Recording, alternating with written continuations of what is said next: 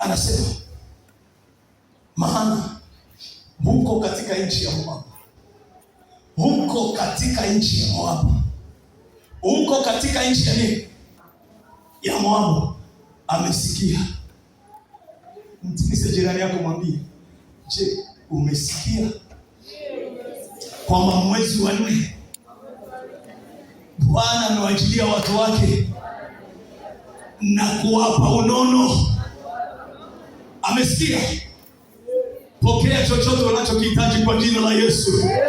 Sikia, ni sawa na mwanamke ambaye anahitaji jambo lolote. Mfano, wengi wanapohitaji watoto, wakiwakosa wanakimbilia kwa waganga.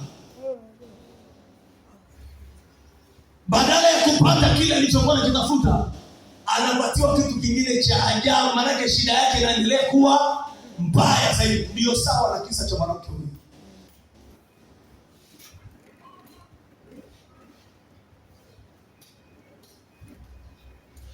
Maana yake alienda bila Mungu.